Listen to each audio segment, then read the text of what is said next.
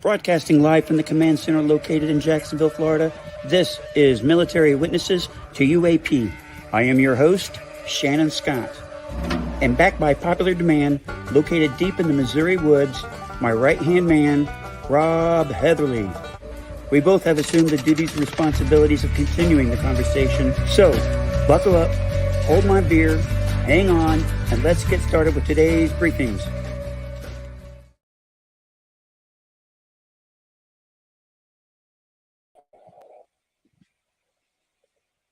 Hey, what's happening, folks? Yes, we are back. Waiting for Rob Heatherly. He's a slacker. You all know how he is. Man, it sounded like we had a motorcycle fly by here about 200 miles an hour. I think it's fine that they do that because there are so many people waiting for organ donations. They're just waiting for someone like that to screw up. All right, so Rob will be here in a minute. In the meantime, I wanted to share some photos of where I've been, what I've been doing, and let's see if I can find something here.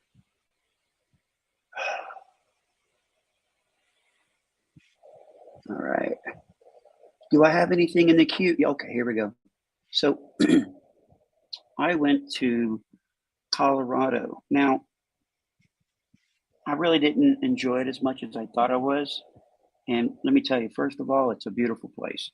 And if you've never been there, I really highly recommend you go at least once in your life. It took 2 days to get there. And we stayed at a really nice place. See if I can bring that up. It was a cabin somewhere out in the mountains. And let me tell you what the problem was. The problem was I thought it was going to be like the elevation was like a mile high, and I could probably deal with that with my breathing issues.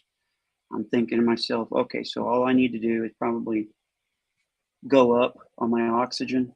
I'm on 3 liters right now, so I'll probably have to go up on it. Well, I wasn't a mile high. I was nearly 2 miles high.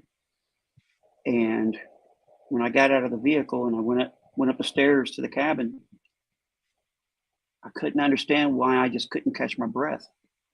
And that's with 3 liters of oxygen. It just took forever for me to catch my breath. And then we were getting situated. We got another photo here.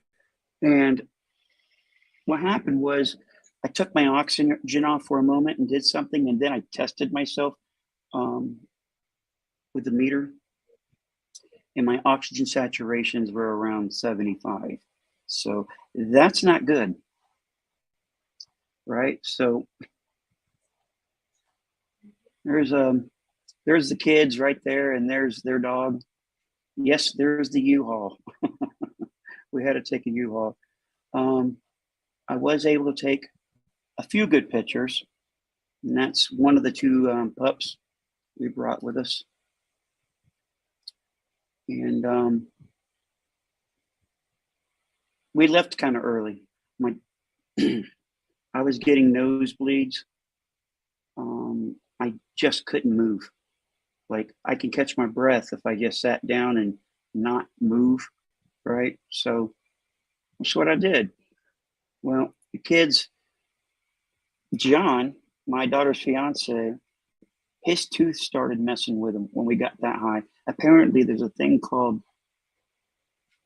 flyer's tooth or something like that, that the pressure, if you have like a tooth issue and it hasn't been dealt with, and like you're dealing with a higher altitude, it messes with the pain receptors or something. And he was miserable. I was feeling it too. I felt really bad for him. And before I got to Colorado, I stayed a night in St. Louis, Missouri. See if I can find the video for that. Stand by, folks. Oh, I know where it's at. I just converted it. So I come down here, upload it. Here we go. I think, oh, here's another one. All right. While it's uploading, I tell you what happened. So the way the schedule was going, I told Rob Heatherly, who happens to live in Missouri, that I don't think it's a good idea that we plan on meeting each other, because the way it was going is that I would get there like really late, like 11 in the evening, and we would be just too tired to visit, you know. So I'd like to like take him out for dinner or something, you know, spend some time. However, things got kind of changed up. There were some delays, so we couldn't leave until hours later. So we got there early the next morning. So I called Rob Heatherly up and I said, "Hey, dude, you need to come visit me." So we had a visit. So that was really good.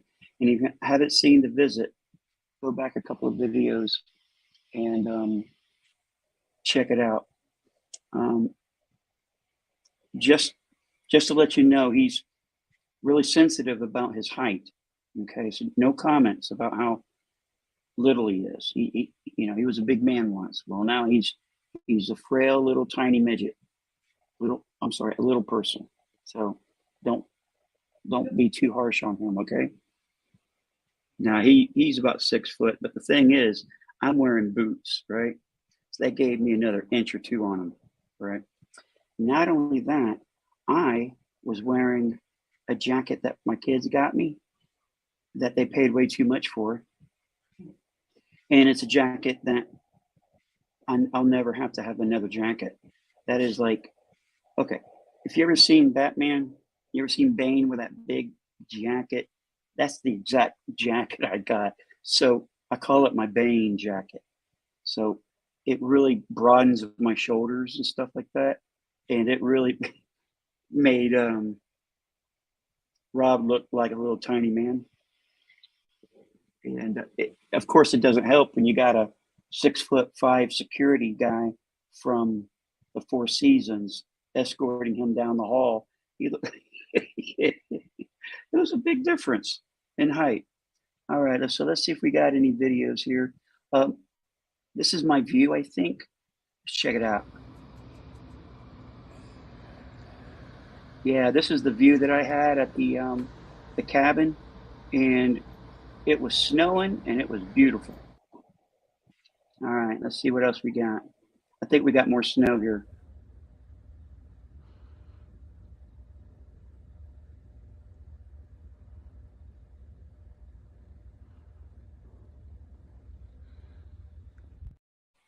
Yep, that was taken by the kids, and it really was pretty there. Um, my goodness, we got like 10 folks here.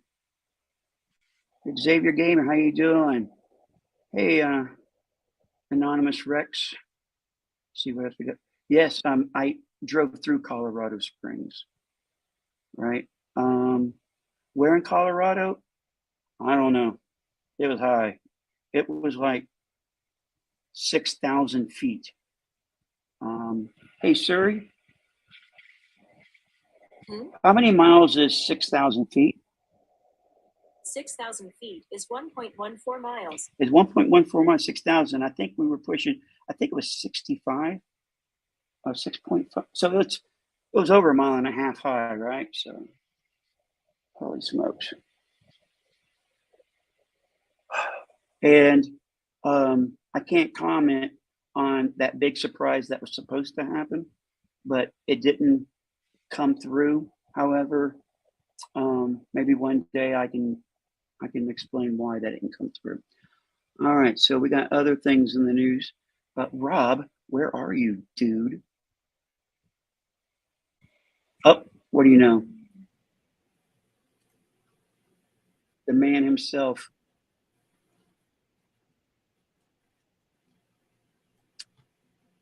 Why can't we super chat? That is a great question. I am going to remove Rob there. The reason why is because, great news, folks. Let me look over. We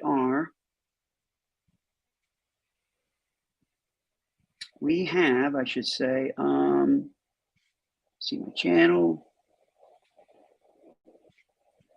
No, wrong channel. That's another wrong channel. All right, let me see if I can swap this account here. Okay, here it is, 1,050 subscribers, right? So hold on, folks.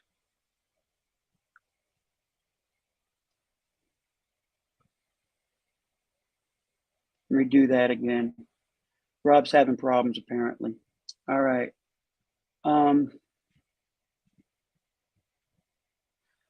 Let's do that again. Take two.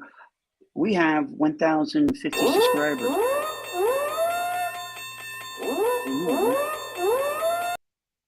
We get to monetize it. So that's great news. Since we're monetized, I don't have to worry about it no more. I was sweating. It's like, we got to get this monetized so we can get super chats and stuff and get some money coming in for these charities. That 100% is going to these charities. All right, so let's see. Robert, but please call me Peggy. All right. All right, back to you, Anonymous Rex. The answer is, I have it right here, that there is a 3-step process in monetizing the channel. Step 1 is review the partner program terms. Step 2 is sign up for Google AdSense. And step 3 is get reviewed. We got 2 out of the 3 done. Okay, so the last step is get reviewed, and that is still in progress. So once that is approved, man, we're going to bring in millions for these charities, right? So, oh man, I got to show you guys some pictures here. It's going to blow your mind. Give me 1 second. I got to upload them. So there's a video. Let me see if I can find the video. It's worth waiting, folks. So give me a second. I got to find it. Give me a moment. My wife sent it to me. It was perfect. Yeah. Is this it? Yes, it is. All right, give me a second. I want to transfer it over here to my laptop from the iPad. And then I got to convert it real quick, of course. So give me a moment. All right, so where's it at? Where's it at?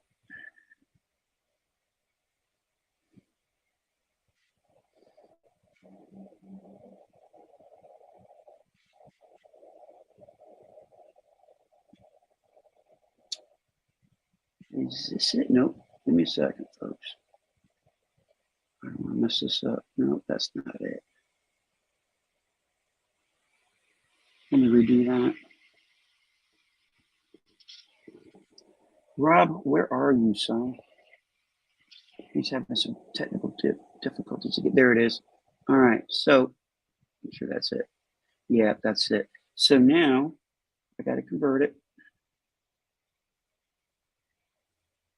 Sorry for not being prepared, folks, but that's just the way it is. All right.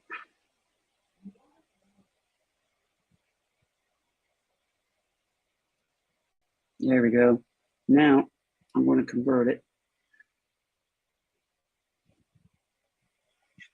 Okay, and it's done converting. That means I get to bring it over to this yard stream. So give me a moment for that.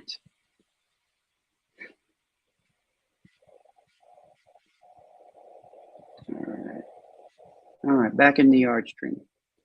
All right, so I go into the photos right here, and I want to add an overlay. So no, it's not an overlay. It's actually a video. Give me a second. Here it is. Downloads. There it is.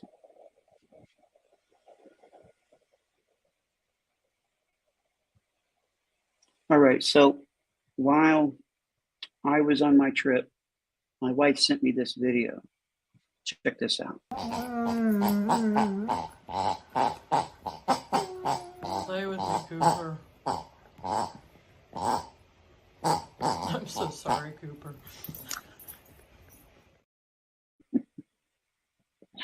So Blue is a very young pup still. Yes, he's a big dog, but he's still very young. And Cooper is old in comparison. And the energy levels are just not matching up. Cooper wants to take a nap and Blue wants to play. So he's trying to entice him with that piggy, which, hey, Shelly, that's not even a dog toy, is it? No. What is it?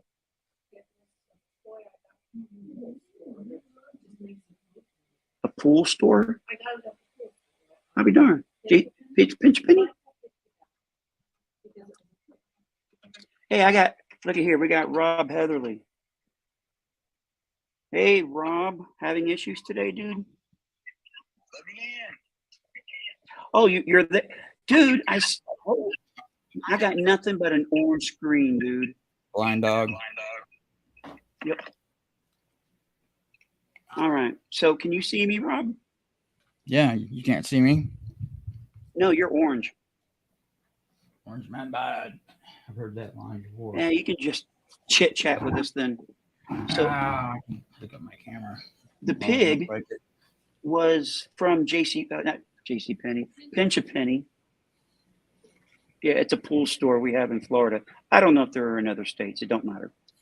So my son picked it out, brought it home, and my dog thinks it's the greatest thing ever. Yeah, my son, he's autistic, and he doesn't like it because it makes a lot of noise. So the dog decided it was his. And yeah. So we're getting another pup. Let me show you the picture. Let's see if I can bring it up.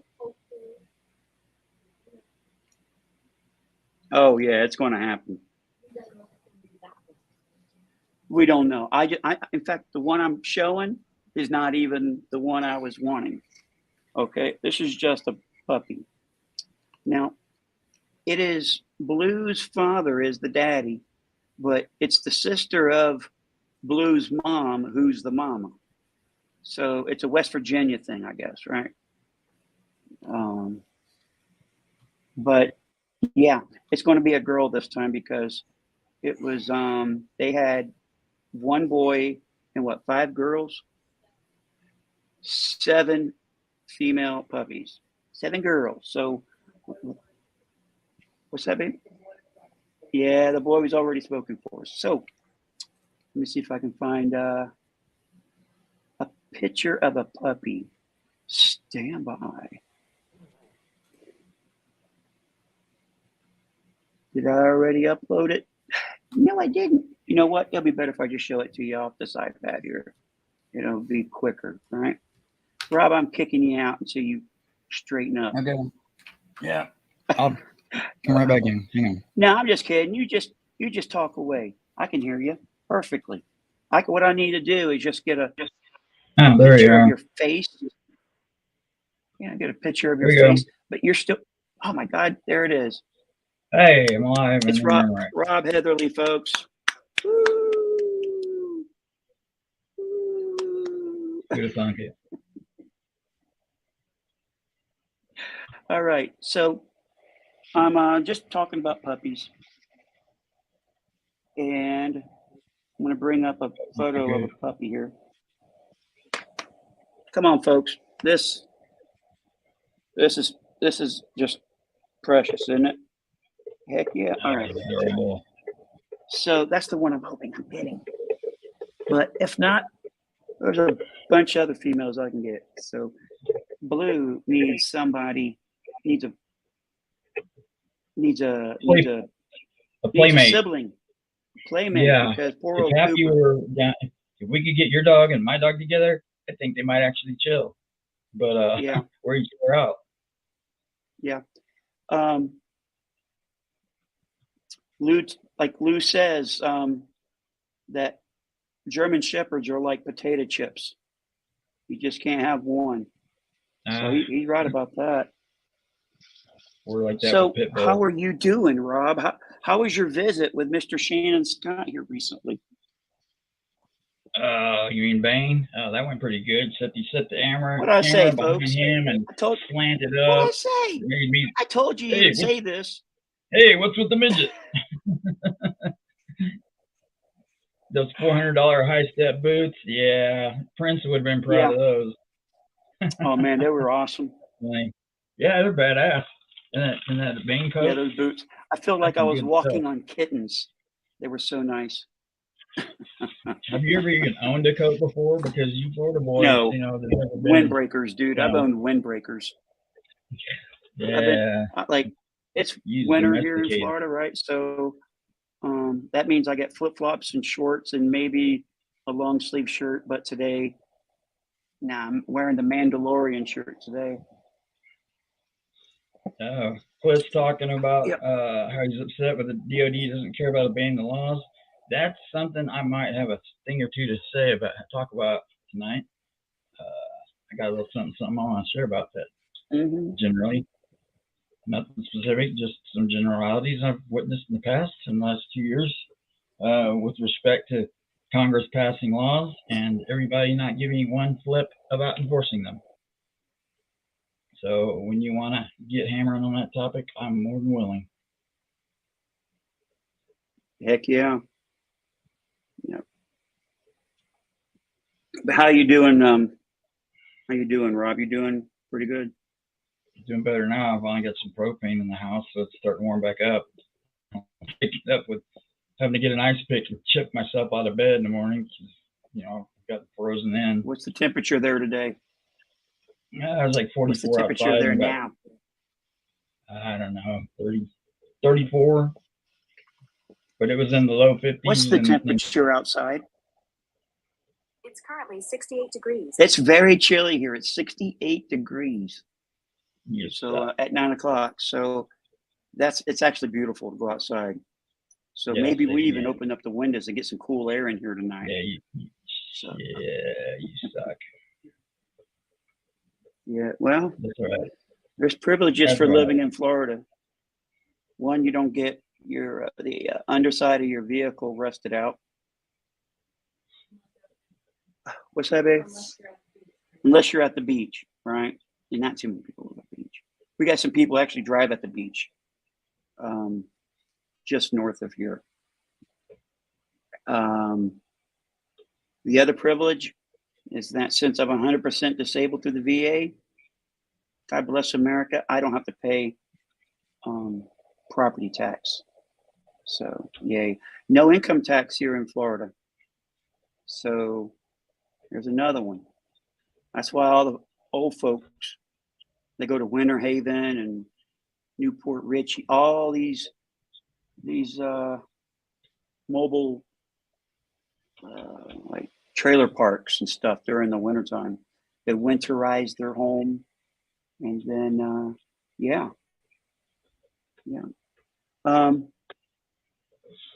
see what else we got going on here.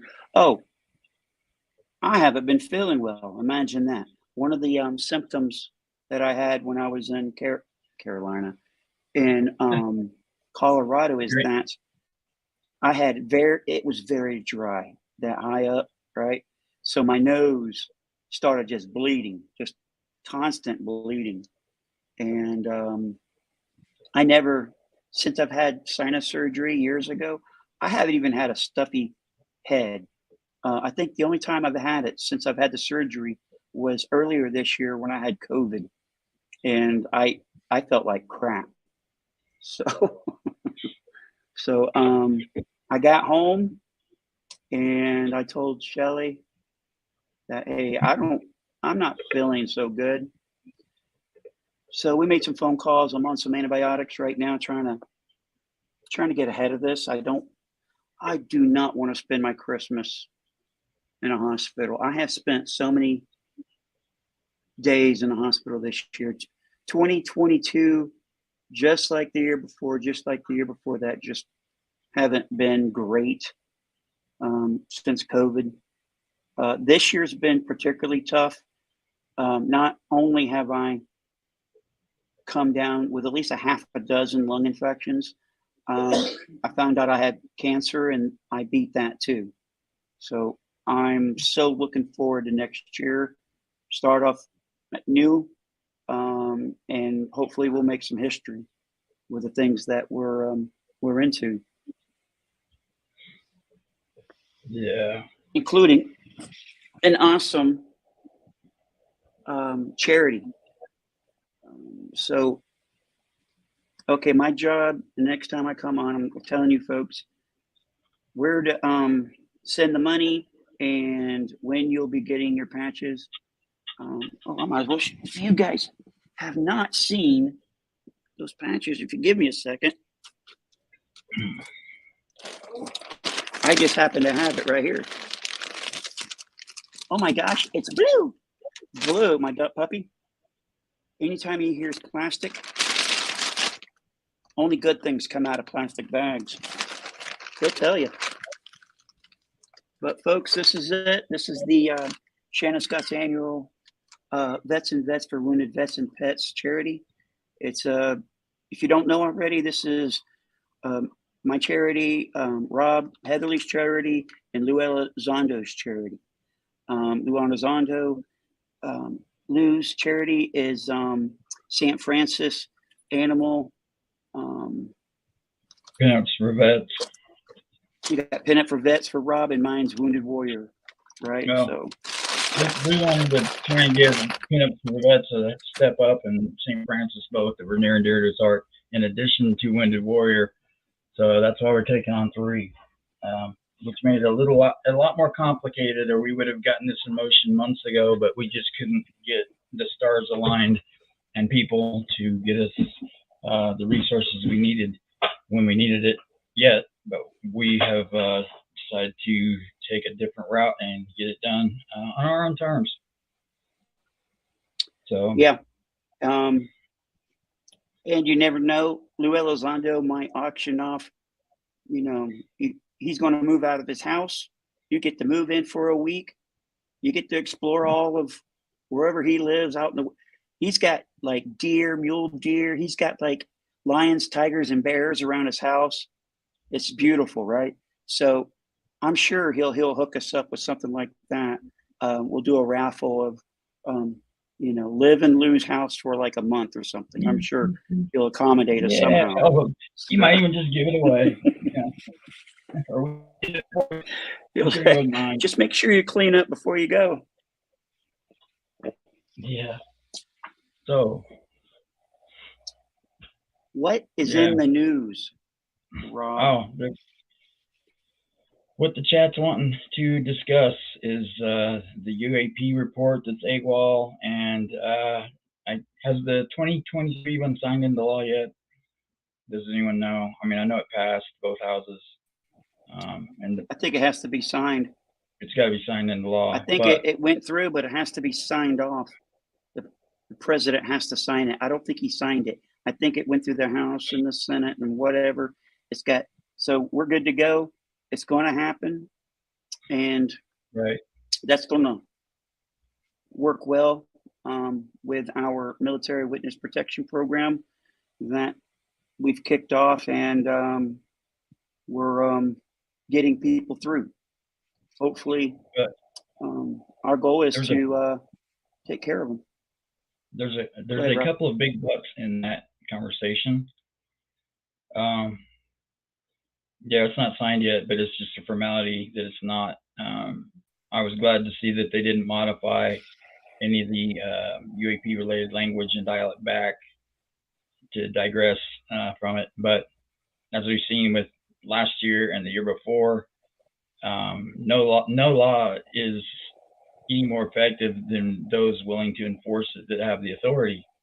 We've got Congress can write all the laws that they choose, and if the White House and the Secretary of Defense doesn't choose to enforce it, they've got nothing. Just like with this, if they don't have the backing of the White House first and Supreme Court second, it has to get that far, then they've got nothing. And I think they are partly waiting to see if there's going to be any teeth in this, and I imagine they are the anti-disclosure proponents in whatever apparatus that we all know exists by now of DOD and other three-letter acronyms that are choosing to not follow the intent of Congress. They're having a fight for power and seeing if they're, make me, see who's got the biggest dog in this fight. They have lost several high-ranking members of at least the Air Force this year. How many more people are they willing to sacrifice to try and sit on their power and money? I mean, this is what I think it comes down to. I don't think it really has anything to do with the actual disclosure itself. It doesn't cost them anything to acknowledge that we're dealing with non-human intelligences at work that we're observing in our skies. And yeah, it's a big buzzkill for the Air Force to say that, yeah, they're there, we don't know what they are, and even if they did ever want to propose to be a threat, we can't stop them, which I'm not trying to pound the threat narrative on this right now. It's just, if we don't understand, how do we know it's not? And the government is supposed to take that position until they know that there's an all clear. And they're not doing that. To me, it's like falling asleep on fire watch. Until they know there's no threat there, how can they not even look? How do they turn a blind eye to this? And we've got all these, people like Kevin Day and other whistleblowers that want to come forward. They saw how Lou was treated with the reprisals, even up to the DOD, IG, and all that jazz. A lot of people are waiting in the wings to see how it pans out. If it's going to be allowed to stand, the harassment of people willing to tell the truth for once.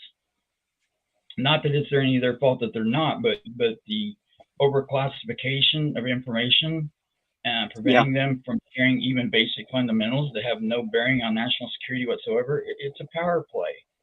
And, we're dealing with a dynasty, a lot of which most of us civilians didn't even know existed. And Lou even stated earlier this year that they had run into programs and groups that they didn't even know existed until then that were very significant. So I think people are, to me, the report isn't what's important right now. It's that they can get the support from the White House to enforce the laws on the books that are already there, which does include the October 31st report. But if they don't get the Secretary of Defense and the White House staff on board, nothing's going to take place. They're going to try and sweep this back under. We've got to keep making noise civilly but firmly, and not let them not let us go quietly into that good night. We're going to have to make some noise, and they're going to oil the squeakiest wheel. And if people get disillusioned and say, okay, I'm just going to back out of the topic, I'm going to stop talking about it because it's just not going anywhere, that's what they want. And we're not going to let the bastards win. So, we just got to damn the torpedoes and stay on the trigger with this. Hypothetically or philosophically, I want to add, real world, violence. But they've got to demonstrate that they're willing to enforce these laws, and why.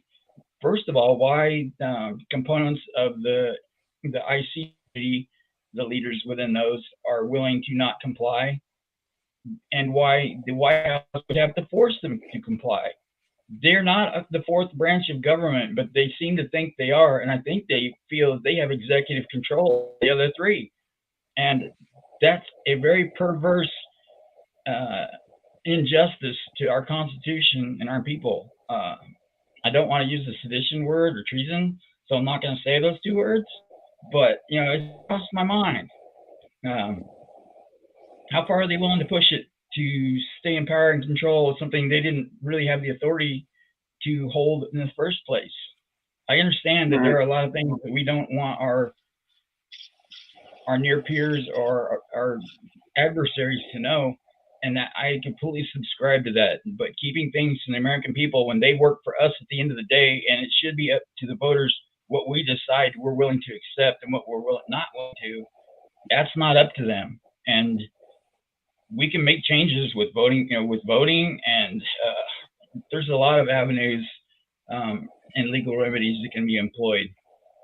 Yeah. They're just going to have to be smart about it, not lose their heads like some people are doing recently, and just getting hostile about it and throwing ranting fits. I mean, I got flamed out by somebody I thought was a pretty good friend of mine recently, saying that I'm a gatekeeper for Lou.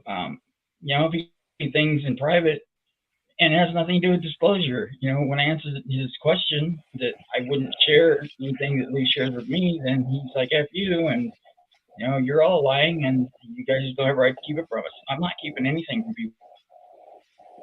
Yep. The things that Lou knows, and I would dare say, and I don't know what he knows. I don't know what's up with the report. I have zero vision on that. Lou does not talk shop with anybody, including me, anymore. He's not supposed to, for whatever reason. There's a tactful reason for that. We don't need to know what that reason is. It's come out wash somewhere, but that's not what's important right now. He did a tremendous service getting this topic out into the mainstream. And look at the dialogues we're having now with Congress and all that. But we can't sit back and wait for other people to do for us if we're not willing to do something ourselves to try and use whatever influence and power we have to push forward, as a group to, many groups. But, there's a lot of people with a lot of connections that could be pulled, and even just find the people that are withholding and in non-compliance and bringing their names to the light of day to show that, hey, these are the list of the people that are keeping it from us, and then, putting them on UFO Twitter, hell hath no fury, like UFO Twitter scorned, they'll flame broil them. And, let the market bear what it bears, laissez-faire. In this instance, they're going to be responsible for their actions or their interactions, depending on which, the case may be. But they don't have the right to subvert our true government, and they work for the people. They forget that we have this thing called a Constitution. And at the end of the day, they've got to adhere to it. But the Constitution, even that, is only as good as the people willing to enforce it. So we got to be mature about this. And thanks, Dave, about the comment. People need to grow up and fast. Yes, we've got to keep our heads, because they want people to get off their game, to be discredited, to try and invalidate themselves and as many others as they can take down with them. Right. I like Travis Taylor very much. I think he's an excellent guy at what he does. I don't know him personally, but coming out and saying that Eric Davis is a little credulous on certain people when they tell him things that may have not been exactly verbatim or 100% factual, but he took it literal and factual and related up. He was saying that he takes some pseudo evidence here and there. So anyone that was on the fence or that had been persuaded that they're on non-human intelligences, if Eric Davis's testimonies and his body of work is what propelled them to accept this reality, when that's called into question, what are the repercussions of that? Danny misspeaking with Lou being an employee of Space Force had unintended consequences where, even Space Force, I don't think their leaders knew they had a program and that Lou worked for it. And they were getting thousands of FOIAs a day because of that, what Danny said. And, for somebody his caliber, that's a rookie lawyer mistake, not a lawyer with his track record. So it just makes you want to scratch your head. What the hell? What's going on here? And Tim Whitmore even stated that he's seen the phenomena, that there are two sides of this disclosure coin, one for, one against, and that people in the military, the government, and people in academia and in the media that have a lot of influence have done uncharacteristic things that would either excel or retard disclosure that it doesn't match any other body of work that they've done or have done since. It's an anomaly, and you have to wonder, is that just a misspeak, or is that them being influenced in some way, by the phenomena? It's like Jim Sinovan getting abducted in his bedroom by his wife. I think that's a little bit overtly trying to sway their opinion one way or another, and leverage that as influence. Is it? I mean, how you're seeing this?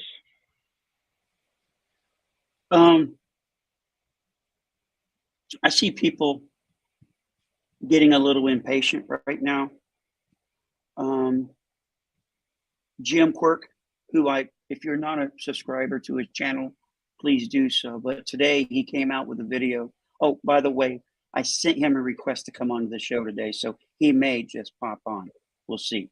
Hopefully he does. But he got a little emotional about our representatives and the people who are the gatekeepers keeping the secret still. If anybody knows the reality of this, it is Jim Quirk. The guy he's come face to face with one of these beings, and he and another guy had a craft go right over their head while they were fishing one day.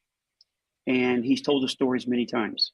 So if you'd like to hear that, go to his channel, please. He's been doing this for several years now, and he doesn't have 1,000 subscribers. The guy honestly he deserves about 100,000 because he's that good.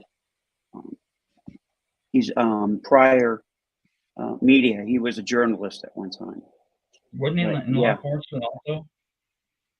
I don't know. I know he was a journalist for a paper where he's from. He did it for years. But I put on his channel. Let me see if I can bring it up. Refresh my memory. Let's see. Right there. Especially for people that are experiencers that have been abducted and have very traumatic experiences. The people that have suffered the most because of this are the ones that deserve the answers the most. And I hate to see anybody being victimized. At this point, I could give zero rat's ass about the topic itself. What I care about are the people involved, the people that have been unfairly abducted and put through whatever they're being put through, the people that worked in these programs and in the military, like Johnson, that thought they were doing the right thing for their country and their defense, and then they find out that they're being vilified and treated like dirt, or a criminal for that matter, for doing their job. And that's criminal. And that pisses me off to no end. And, disclosure means a lot of things to a lot of people. After all that I've learned of ancient history, I don't need convinced that we're dealing with a non-human intelligence. There's probably many orders and different factions within many orders. So I already know that we're dealing with something that isn't human. And from there, people in our positions don't have the access, the security clearances and things to know what they know. So we're kind of limited on what we can find out on our own, which good data collection processes like that are important. And other countries we could all be going out and looking at countries like Israel, Italy, France, Japan, some of the South America countries. They're putting out some excellent state-backed information that is validating this topic. The 1933 Mussolini UFO crash recovery that was part of it was brought back to the United States. Those of us in the community could do a lot more research on that and see if there's any additional information that can be found. We're not going to prove it with, civilians without a clearance are not going to be able to prove additional data on the phenomena to authenticate it. It's going to have to come from outside of our government and from other countries that are willing to put out the information. But as you know, the Google algorithms, God, I can't say it. Basically, our government and big tech, as we've seen, work together to suppress whatever topics they want to suppress. So if you change your browsers to like the EU or wherever and do the same query and go to like Bing or something, you'll be shocked at what kind of search results you're going to get that are different from Google on a US browser-based tab. So, these are things we could be doing. And if people aren't trying to put in the effort to do that, but they're sitting back and getting angry at people that they feel should be doing more. You know, Yeah. People got to do what they can do, even if it's just a little bit. It all adds up. Yeah. The comment. Well, first of all, when it comes to Jim Quirk, I've never seen him. I've seen almost every video he's ever produced, and today I would say that I've never seen the guy this. He was infuriated with the situation of whoever the gatekeepers are, and the secrecy that he knows personally. He knows the reality of it, right? So he knows that people are holding back this information. And I had to put a comment in here. I told him basically patience. Currently, Rob and I are working with a whistleblower. He is the reason we came up with Military Witness Protection Program. We have friends that are willing to assist us in getting him vetted and hopefully in front of Congress. Our goal is to have him vindicated and compensated for the abuse he received while serving. He and his story are very compelling.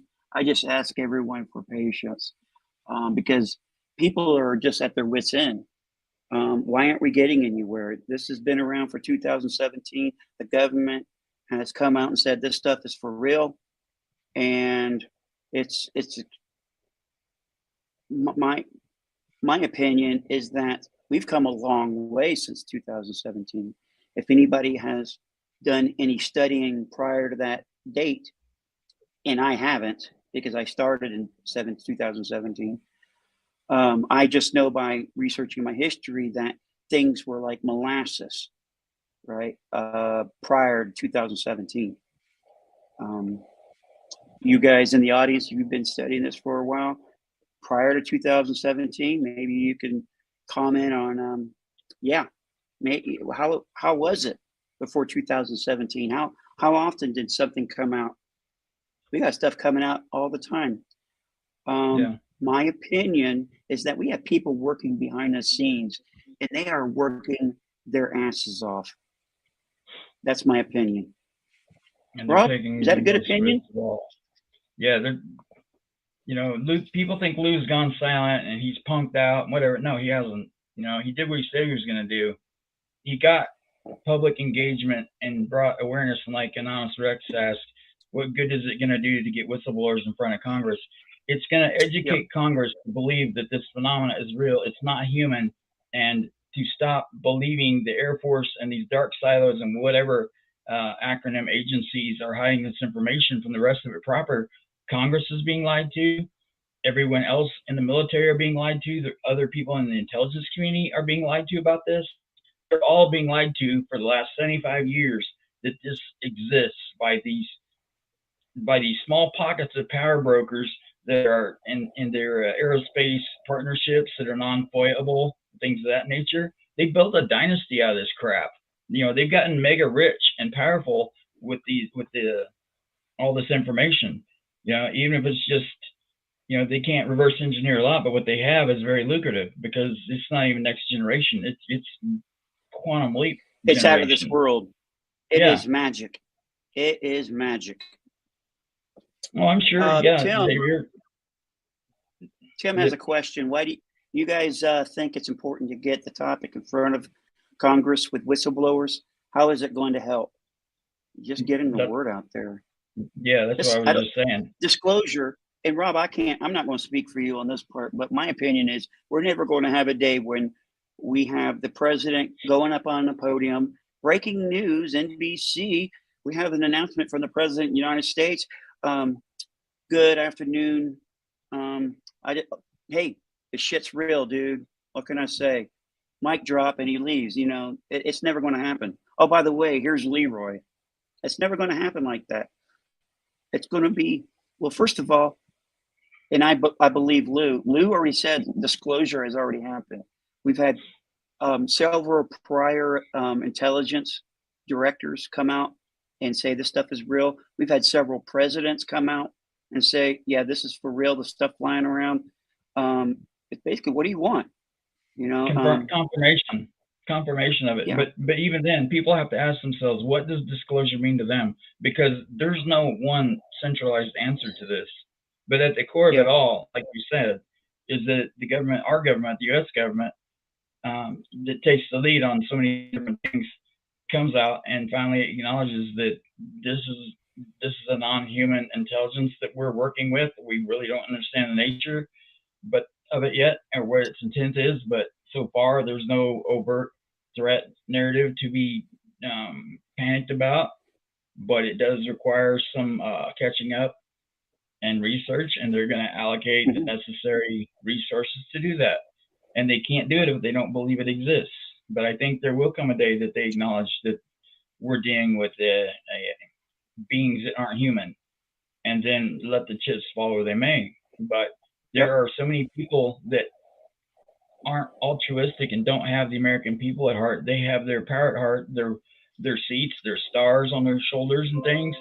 That comes before the American people. Even both sides of the aisle in Congress, some of them would rather, their power. They feel that the ends justify the means. If they can't stay in power, then they can't be effective. So they're going to make concessions to stay in power, which means, inadvertently, sometimes they throw people that have worked, that have done so much to contribute to this topic, to push it forward, to give it momentum. If they're willing to let them fall as sacrificial pawns so they can keep their freaking chairs, shame on them. But the truth is going to come out at some point, and it will be known what they've done. They are human. They are going to be exposed at some point by somebody, and they'll be found out. Just like with the Roswell report in '92, they lied to Clinton and they lied to the Congress about that, and that's where I got my computer fried last time I said that. But I'm not going to stop saying it. They are not the fourth branch of government. They think they may be. They're not. And at the end of the day, the government works for us. That's what our little paper called the Constitution says. And as long as we're able to enforce that, if a government that doesn't is a dictatorship. And, it's a gut check. What are people willing to do to stand up for it? I mean, I know people, you and I know people that are willing to die for this and to put everything on the line, and they're still being vilified. And if they get deserted by the government to save their own asses and not do the right thing, I'm not going to be happy with any of them. No confidence in the government. Let's just recall them all. Clean the slate. If they're not willing to run the government the way that we want to run it, we'll put other people in power that'll do it. They forget that the people actually have that power to do that. And, sometimes they need reminded. And I'm not talking about violence either. There is strong arm diplomacy where you don't have to wield the bat. You just, a little solidarity and show of solidarity and continuity and ability to take risks to do what's right. When they see that with the large enough numbers, like their voting bases, they don't want to piss off the people that put them in their seat. So if their people that put them there aren't making noise, there's no problem to them. They don't care. Some of them do, some don't. But if we stop making noise because we think we can't make a difference, then we're right. We're not going to make a difference. Because those that believe they can affect this and those that believe they can't are both correct. So, I'm choosing to step on the side and take the risk and be out here talking, as we do against this, because I know people that are sacrificing far more than us to try and get this forward. And it's bullshit the way some of those people are being treated. I agree. We have a question here from Xavier Gamer here. Oh, it's a little further up. Give me a second, dude. Okay. Don't you think private industry may be putting pressure to stop disclosure for financial reasons? I don't know about you, Rob, but I'll say, yeah. Absolutely. I already know the answer to that question in spades. The Admiral Wilson documents are a perfect example. Man. I mean, you can look at all the testimony that Corso gave in the day after Roswell and several other sources, the things that were reverse engineered and a lot of it, attached embedded aerospace companies and things that were in partnerships with these dark silos, they've gotten filthy rich off of this. They've gotten filthy powerful. And it would, when power corrupts and absolute power corrupts absolutely, where do they draw that line and relinquish that power? It's like having the powers of Superman. You get accustomed to it, and then somebody asks you to turn in the suit and not ever use the power again. It takes a very strong person to put it down and walk away because it's the right thing to do. But how many are willing to take off the uniform and put it down and stop playing God themselves and do what's right for the good of the whole, our American nation, the people that they represent, that put them in power, that allow them to be in power? That's not a guarantee that they can keep these positions unless they're willing to do the work. But if we do not hold our feet to the fire, then we deserve what we get. That's really the bottom line. We've got to be willing to do the hard yards. We can't just rely on people like Lou and all the other ones that have been pushing this last 5 years. Look what happened with Kevin Day. This ruined his life for 15 years. He was made to think he's crazy. And after the 2017 article came out on December 16th in the New York Times, he realized finally, I'm not crazy. There's actually some evidence now to prove what I've been saying all along was true. And that gave them hope. But we cannot allow these dark silos, these military industrial complex and other power brokers to try and take that away from them because they want to hide under the guise of national security. And for Congress, even to tell congressmen, you don't have a need to know. So just let us handle it. You go back to sleep, and we'll get hold of you when we want to make a statement. And just stay out of it. We know what we're doing. That doesn't work for me, and that doesn't work for a lot of congressmen. That's why you're seeing all this bipartisan support that's unprecedented. They're tired of being lied to, and this is one of the most fundamental and powerful manifestations that Congress has ever seen. It makes the nuclear secrets look like a slingshot, and the monies that are involved with this, that's the one thing a politician that gets their ears perked out is money and power. And they're understanding how they have lost a significant amount of both by losing control of this UAP football. There's nobody going out for a pass anymore. They didn't even know the football ever existed. And yet these dark silos and their accompanying aerospace industries are still playing football games all over the place, just in dark places where nobody else even knows it's taking place. And that's the way they want to keep it. But it's on us whether they're allowed to get away with it or not.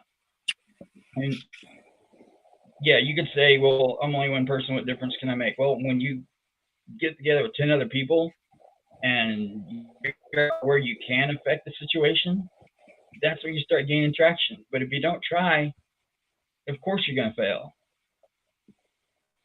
So, we can't leave it up to people like Lou and all them to come back and lead us by the hand.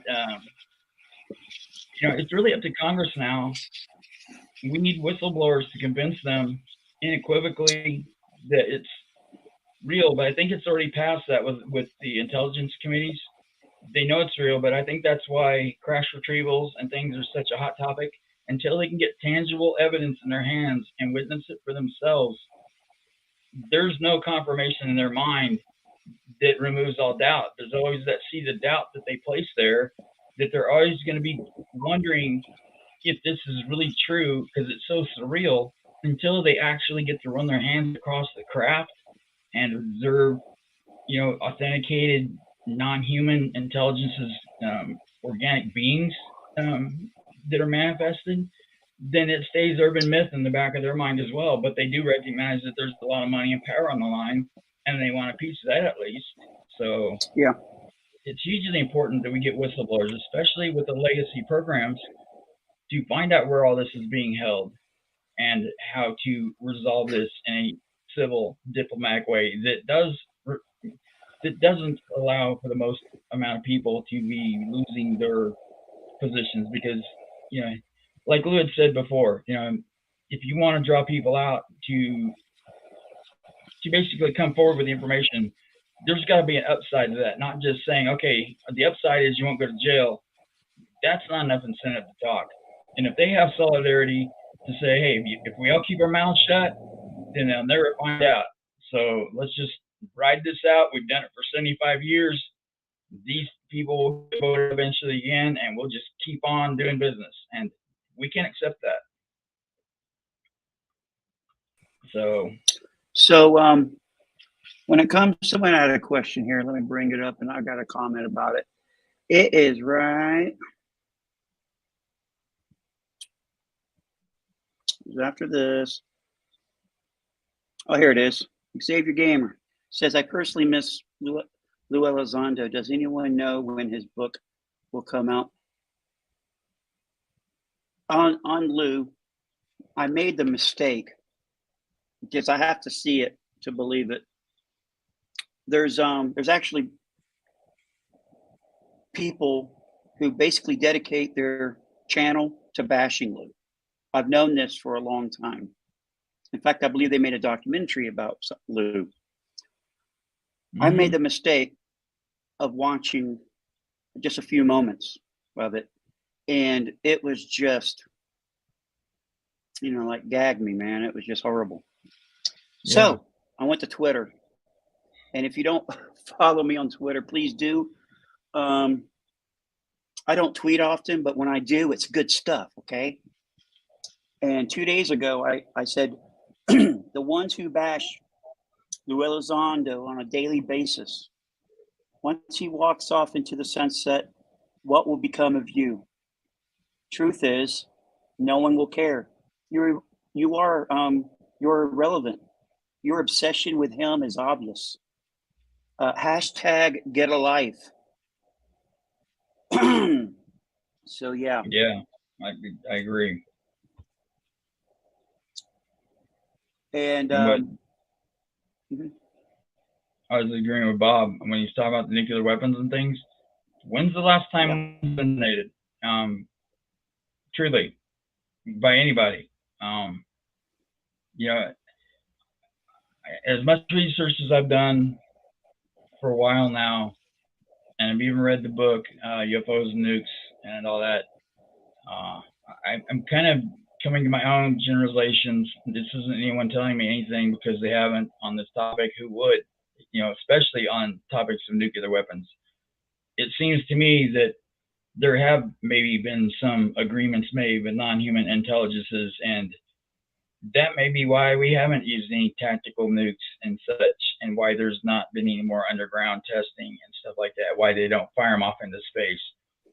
I'm thinking maybe, and this is just wild speculation because I have nothing to prove it on, it's just little different tells from little different places of different authorities that have worked in these silos in different places that make these observations. They've not been using them. And if they had the opportunity like Putin, in Ukraine, that would be a good way to use a tactical nuke, but he hasn't yet. And I have to wonder, when adding it to other data points, that perhaps there have been treaties made with different intelligences. And like I keep saying, I don't think there's just one monolithic entity out there. I think there's many. Whatever's in Rock Blaze trailer at the end of the causeway at the circus, we don't know what's behind the curtain. How many what? Well, we don't know. We know at least this dude exists. At least one exists. We know this dude exists. Yeah. Systems within systems. But I think that, there's like Jock says, it's a thermostat. If it gets too hot or it gets too cold, they kick it on, they kick it off. And if the phenomenon doesn't want disclosure to get out, it's only going to allow it to get so far, and then it's going to dial it back again. It doesn't. But we have to try. We won't know our boundaries until we do push the boundaries and find out where those limitations are. And I don't think we've hit that wall yet of attempting to find out. And we can't sit on our laurels now at this 11th hour when we're so close we need to make sure that whoever gets in the White House next is willing to have a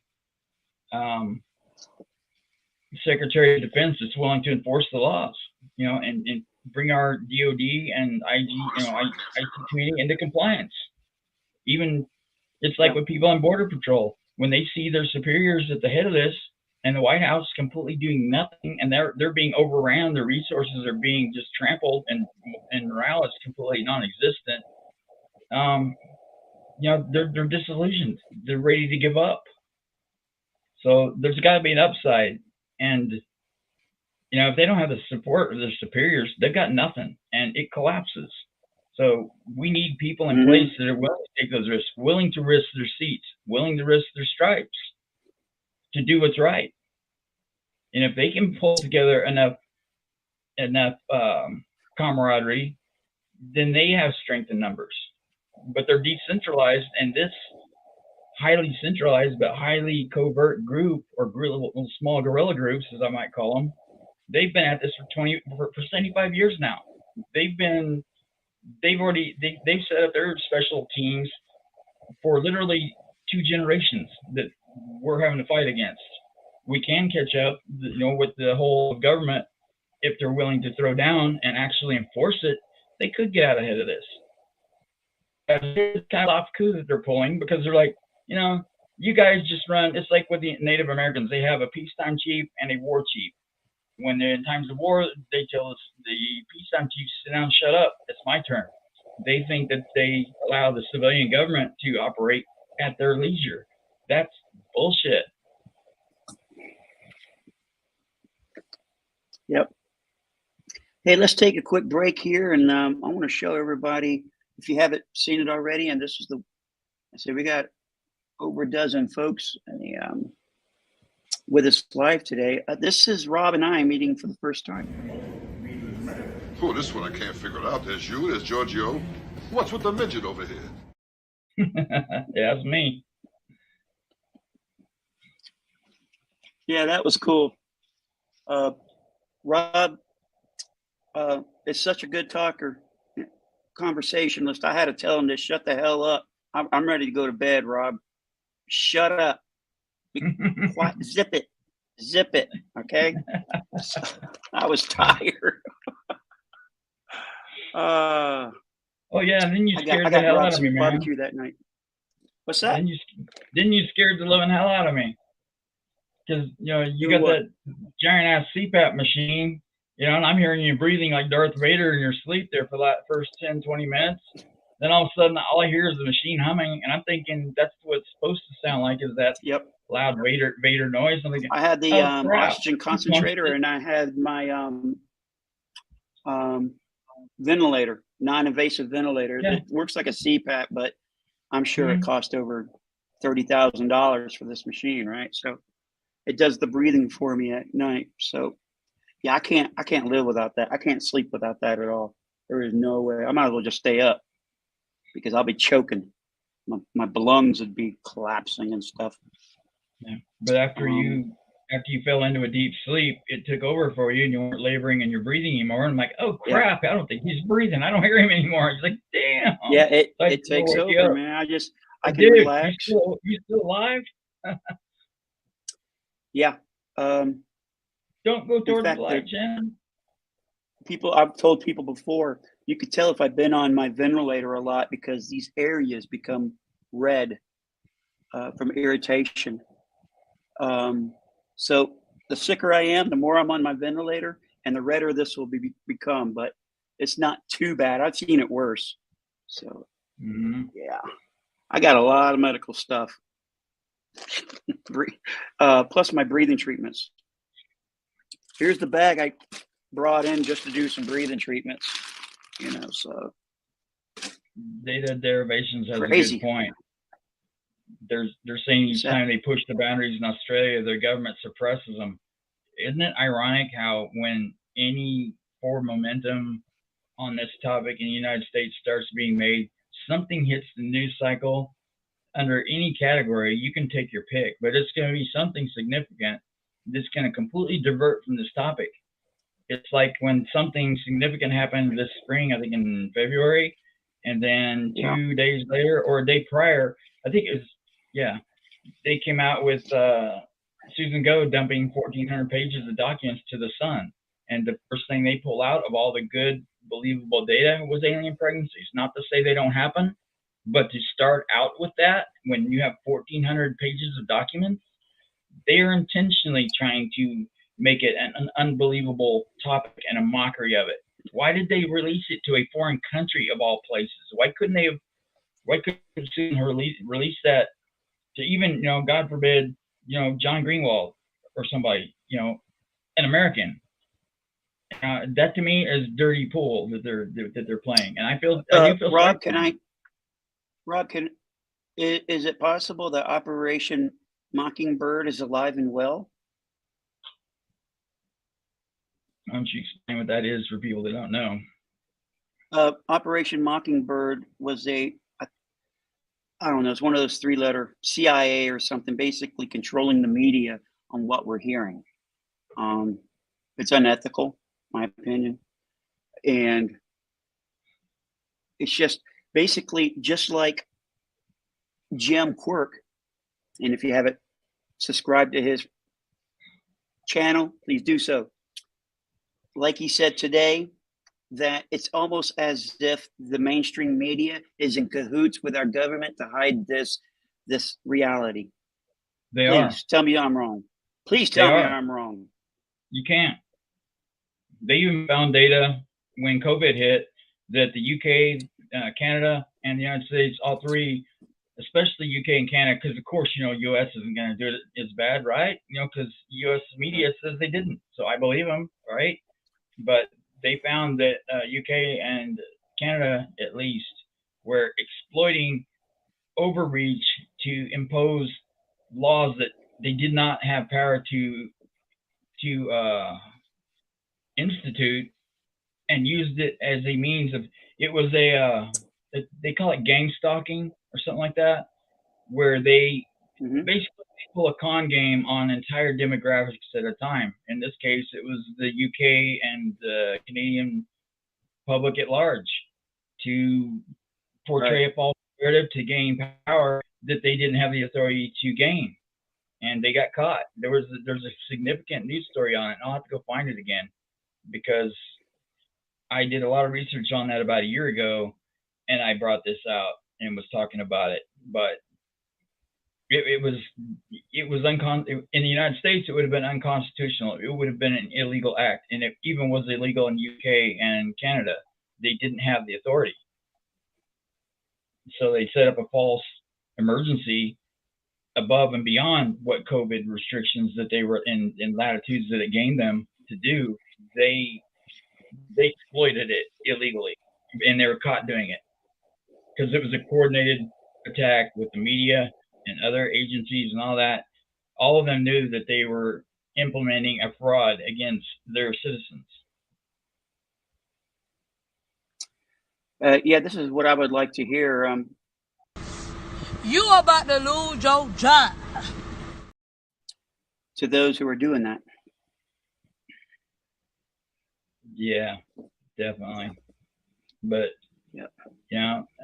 we can't allow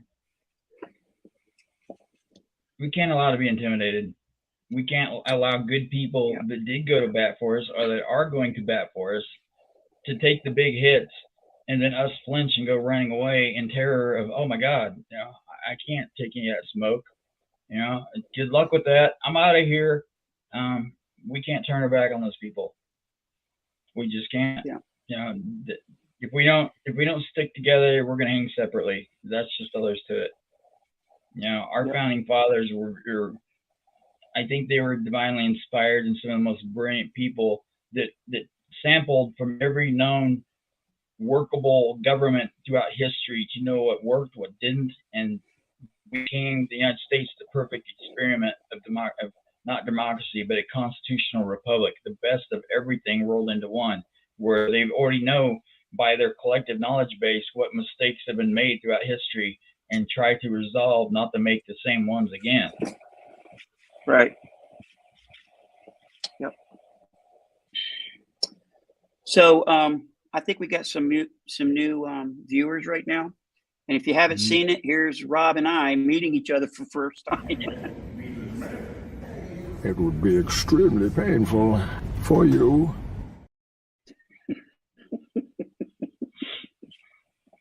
That's Tell my them Bane how- jacket. That's a badass jacket.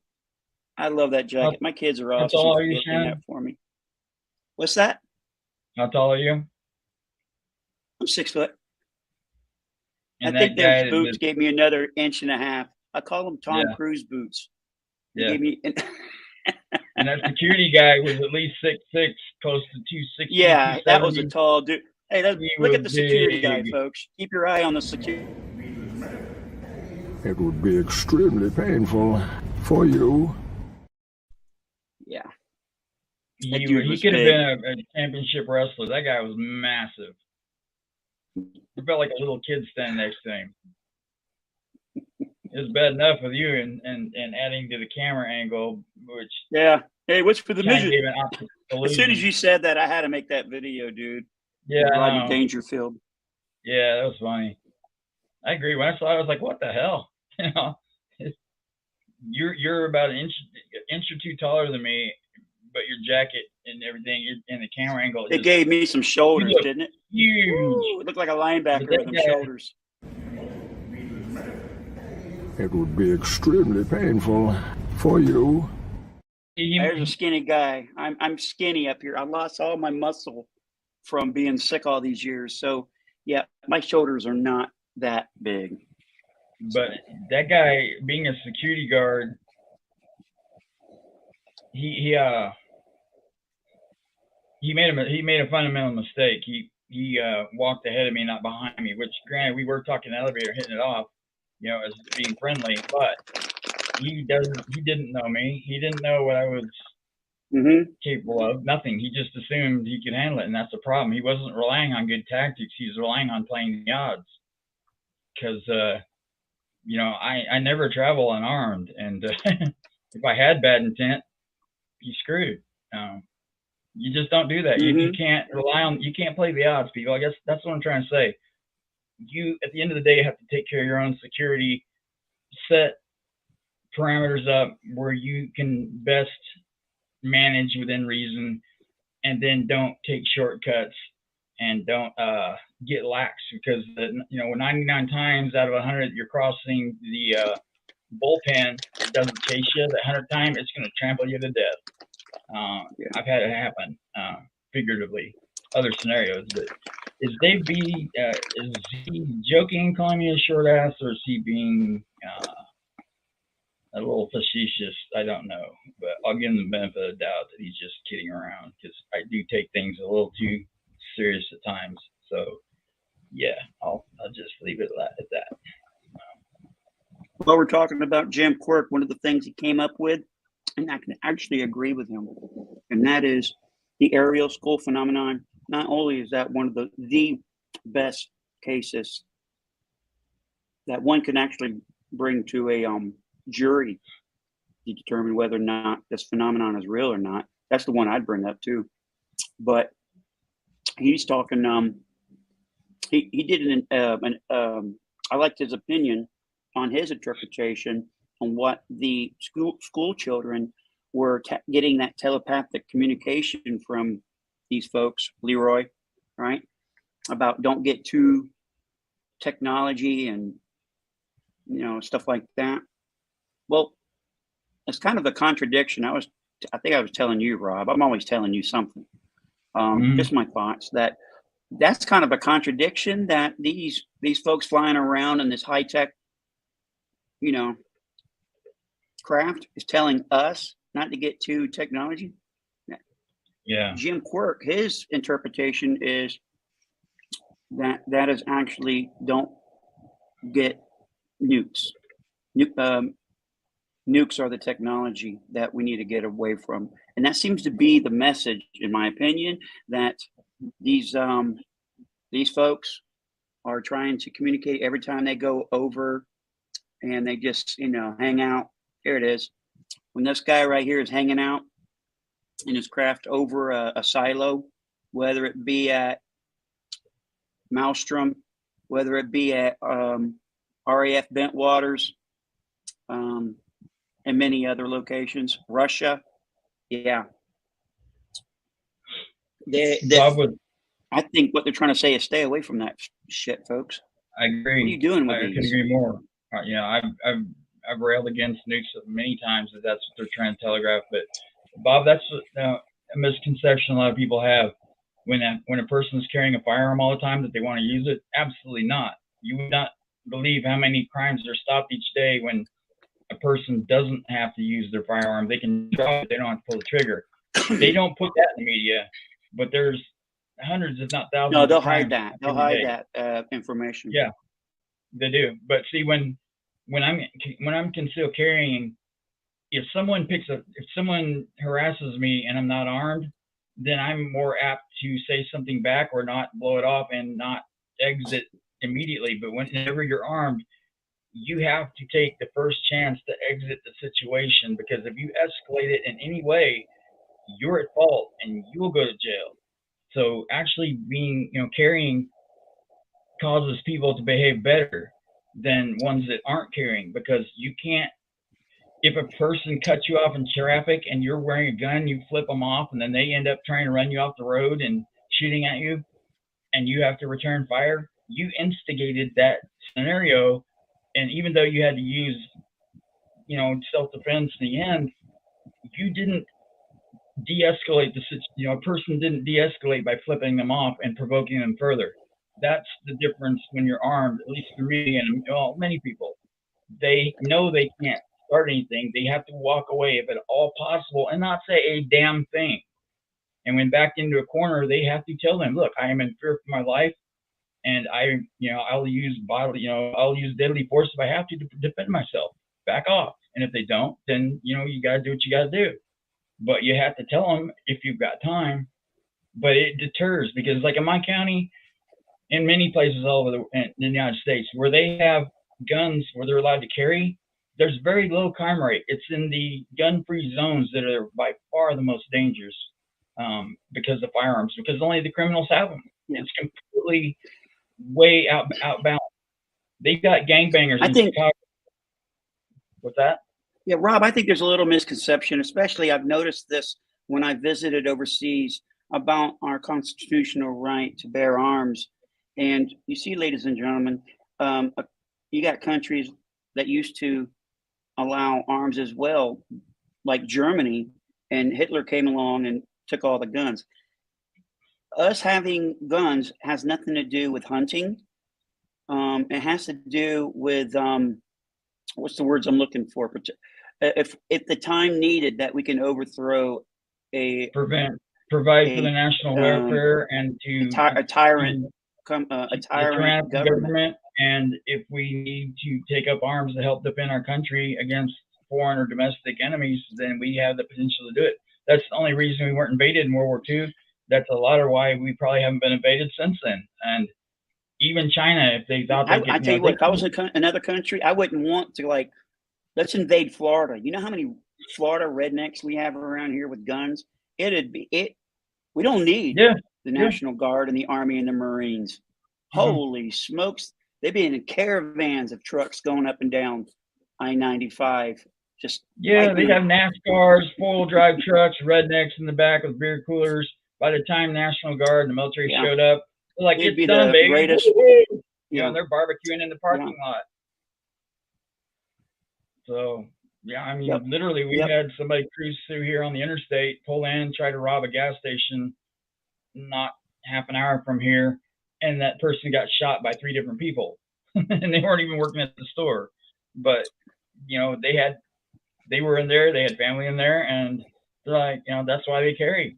They're like, drop it. And the guy decides to play gangster. Rob, if you called 911, how long does it take for the police to get there? Hours or days, depending on how much of an emergency it is. Well, remember, folks, when seconds count, when seconds count, the police are minutes and minutes away. Hours. We have 30,000 people in our county, and we have maybe 2 deputies at any given time on patrol. and that's not including nights and holidays and weekends. So sometimes one, sometimes none. They don't publicize it because they don't want you to know when everybody's off duty at the time. But if you need a meat wagon, you need an ambulance, they can call you that. And if the volunteer fire wagon isn't already in use, they'll come put out a fire. But if it's a dry season, it's kind of a coin toss. So our community is very self-reliant, and that's the way a lot of small communities are around the nation. They take care of their own, and we have almost zero violent crime, especially gun crime. It's almost non-existent in my county, and most all of that is domestic violence of relatives getting into each other and ended up killing each other off, or drug deals gone bad. But for the most part, they don't bother average citizens because everybody's got a rifle at least in their pickup truck, or 2 or 3, whatever. It's just normal, and nobody ever gets shot unless they try to hurt someone else with malice. I mean, we had a guy rape a 8-year-old girl and ended her, and that's about 10 years ago now. He's lucky the police got him before the family almost killed him, before they were able to pull him off of him. There were many instances where the police were never able to get to the criminal in time to rescue them from people, rightly so, that were showing them the error of their ways, extreme malice. I'm not in revenge, but if it's caught in the act, they had it coming. So, point being, if you're not willing to accept the consequences, don't do it. Got that right. So, what else is going on, folks? With the See, nukes, if you have any questions, make sure you put it all in caps. And let me go through here and make sure I didn't miss any. Bob Perkins, if I haven't already said it, welcome. It is like 4 o'clock there in France, dude. Is this late? Real late? No, man, or is this he's really Canadian. early? He's French speaking Canadian. Oh, he is? Okay. Yes. So he's in our time zone? Yeah, I think he's about in mine. He's Okay, I was somewhere in our thinking he time was in zone. France. He's in another dimension than most of us, but he's in our time zone, I think. Yeah, you got that But, right. He's something. Bob is species unique, and that's a good thing. That's a compliment. Yeah, he's one of our regulars, that's for sure. And we really appreciate him hanging out with us. And hopefully we'll do another Halloween special next year. Yeah, he's our regular irregular, but I like unique people. I really do. You know who we're missing? Linda Thompson, right? I didn't even know that we were going to do a live stream until 5 minutes. Yeah, I said, hey, Rob, we're on in 5 minutes. What? Yeah. I could just see him in the bathtub shaving his leg, right? What? Yep. Didn't have time to do my nails, all that crap. But, show must go on. But, yes, it does. She watched, she'll, if I had time, I would have sent out the 911 for him, or 411. Hang on a second.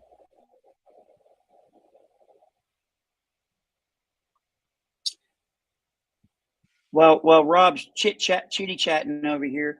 I got a question for you guys. We got about 15 folks that are live right now with us. Would you guys like to see us more often, like daily? Because I'm thinking maybe we can step it up a little bit. Especially after the holidays here, maybe we can do a show every day. Would you guys be interested in that? Just let us know in the comment section. And if you haven't already, make sure you hit that subscribe, hit that like, bam, hit that like. And then, because it helps with the algorithms, right? Whatever that is. And then, of course, hit that notification, because God knows when Rob and I are, the moons and the planets align just right for us to go. Let's go. Yeah. The reason I haven't been on is because my charging cord for my laptop was in my kid's car. So I couldn't go live. So that's what we were waiting on. All right. Hey, you got it, buddy. I got to talk to my wife. I'll be right back. All right. Yeah, I'll say it again, Bob. You know, a lot of you, and I'd like to hear some people's opinions on this because I know what my opinion is, obviously, and you all know what my opinion is on nukes. I think they're advanced scouting. They're telegraphing that they don't like them, whether it's civilian power plants or the nuclear warheads. There's only two possibilities. They're either going after them because of the anti-neutrinos use that they could harvest in that capacity, or they are, you know, the Higgs field. This would have to have reverberations through the collective quantum field, so it's gonna be like throwing a dump truck into a farm pond. The amount of ripples that it causes. So of course it would cause unintended consequences if they're in another dimension or they're on a different scale down, or both. We don't know, but you know, Earth seems to be an anomaly, like an oasis in a desert, and I don't for an instant believe whatever theology or lack of theology a person wants to ascribe to. I believe, well, even scientists recognize now that there's not enough time in 5.5 billion years for the Earth to have developed all the life that it has. So they recognize there's an intelligent design to all of this. So, you know, where does that lead them from there? Well, it's just like with UAPs and stuff. We don't know what's behind the curtain. It's just that we need to find out and establish that there is, and get people to understand that. And then we can start having the conversation of why they're here and what are they trying to telegraph now. And they've been silent from all the ancient history research I've done. And that's just me thinking this on this date, is that since the flood of Noah, and that wiped out, you can call them the Watchers, the Apkallu, they're all one and the same. But in the Sumerian texts, the Vedics, the gods among men ended about 3000 BC, and they've not been overtly involved with humanity ever since, until now. And you have to ask, what has changed to propagate that? It's a very short list. You know, it's either there's something massive coming, which I've not seen any indication of that, of another impactor, which Randall did say we're heading into another high traffic stream. Through the Torrid meteorite stream for the next 20 years or so, and there's some pretty big nasty rocks floating around in there, or they don't like our nukes. You know, No, I don't think so. Can you imagine making a terrarium that's this complicated with this much biodiversity, and then letting a bunch of angry monkeys, as Gary Nolan keeps calling us, which I think kind of fits me pretty well, that to destroy it all? Because they can't stop playing with matches. I just don't see that happening. Even Revelation states that, you know, that the second coming would be because, you know, there are passages in Isaiah and things like that that talk about coming back lest humans destroy themselves, and they're, you know, they're able to strip flesh from the bone. To me, that indicates, you know, weapons on a magnitude nuclear. So, and you don't have to believe in the religious aspect. The historical narrative is even there across multiple religions and pagan religions, which were probably demigods and things that didn't even say they created humans or themselves. Other beings did that were above them. So this is not in any conflict with the belief in God or any other deity, or even Mother Earth Gaia, because as we understand, there's probably life at every scale. So to say that the Earth in some capacity isn't alive, I think would be a false statement. So, you know, we're just beginning to learn how much life is really out there, and on how many levels and in what forms. The extremophiles, I mean, there's even speculation that there are dust clouds in the two stable Lagrangian points with the moon that could be sentient. It has the density of brain matter. There's no reason why it couldn't be intelligent, because it doesn't go against laws of biology and physics. You know, I started about that about 4 months ago. I thought they were completely lost their sanity. But the more I read about it, the more, you know, there's actually it's a pretty relevant argument, and it's testable hypothesis. So we can test that one out. And I think it's a fascinating, even if it's not true, and I'm not ascribing a percentage, I'm just saying it's possible. It's not impossible, but what percentage is it? What's the likelihood? I can't describe it because we don't know what all life entails. We're just now getting the blinders off. So we still don't know what we don't know, but we have to start looking and figure out why and be able to play nice with others. Mm-hmm. And in honest facts, the CMEs, we have them a lot, the solar cycles and stuff, and it depends on a lot of the planetary alignments. But if this comet coming in through Uranus is going to hit big enough, hard enough that it could cause an electromagnetic interplanetary lightning, which they can't dismiss. Even Einstein gave some validity to that. They found out that there are Lagrangian points that open nonstop around the planet persistently, where huge streams of electromagnetic energy come from the sun to the earth in transient positions in most places on the earth. But that was a scholarly article. They said most places. They didn't state where those specific places on the planet were that are persistent, because I think that's classified. But there's a huge amount of energy that comes in. I mean, we're talking like the equivalency of a laser being shot from the sun at the earth with extremely high beams of energy that lasts for milliseconds. If there's no atmosphere, you're not going to get a flash like lightning. So is that sun to earth lightning equivalency? I'd have to look at Persinger's work on that, but that's possible. It's entirely possible. So, we have to look at that too.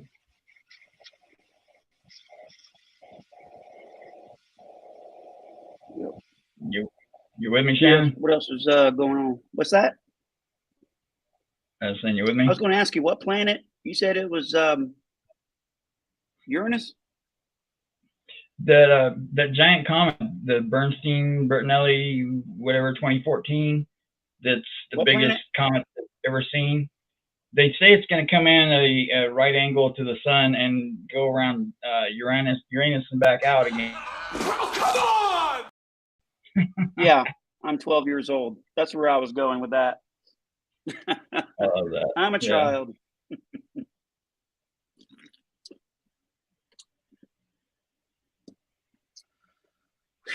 Hey, so I think we need to probably pick up the pace. Maybe right after the New Year or right after Christmas. I think we can come up with the material and get this show on the road and start, working hard in order to raise money. So what do you think about that, Rob? I'm all for it. Y'all for it? Now, if we have a schedule, we're doing this 3 times or more a week, and we're both not here, or just one of us. That's only because one of us or both of us not feeling good. And we both have That's a lot the only going thing. on with our health, but I'm helping my son get through some hard situations right now.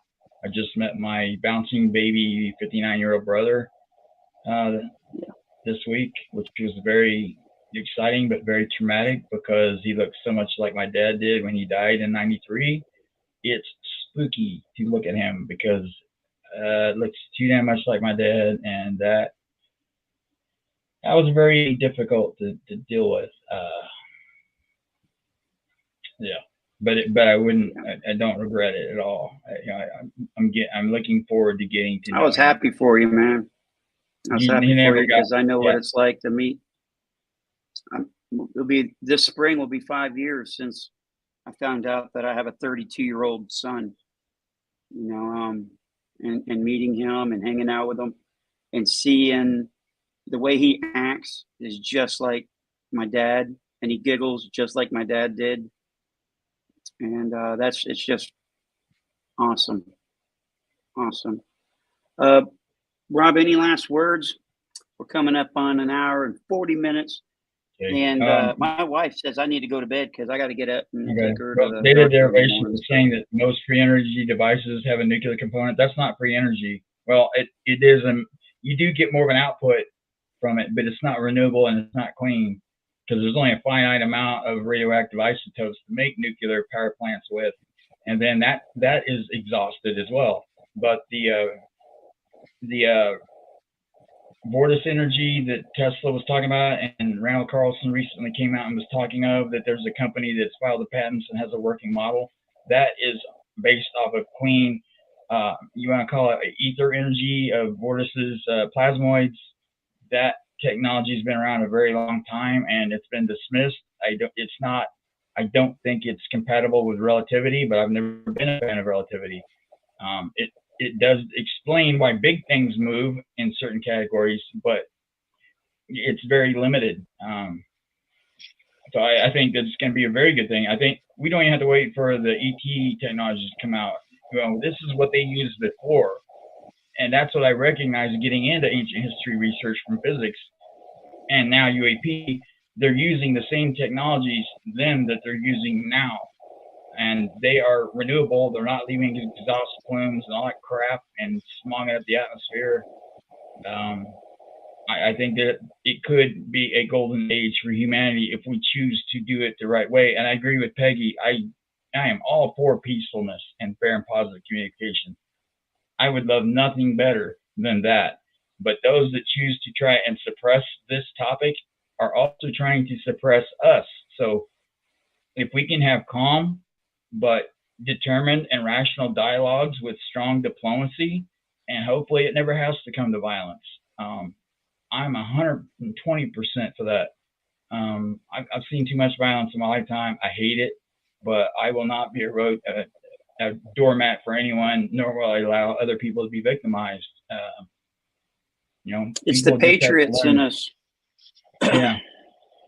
They got to keep their shit squared away, or there's going to be people there willing to step up and square them away. That's all I got to say about that.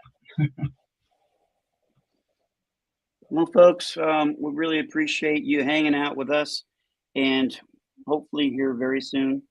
You never know, it might be tomorrow. We'll come back. If you have any information you want to give us, you can send it to me in my email. It's going to be right here, shandyscott@yahoo.com. You can reach me on Twitter at shandyscott, and I believe that's going to be it, son. You have any last words, Rob? Yep. Other than stick a fork in me, man. I'm done. Thanks, everyone. Good night. I'll take care, all right? Nothing but love for you. Nothing but love for you. You think they have any clue what's about to happen to them? Oh, not a chance in hell. Good night.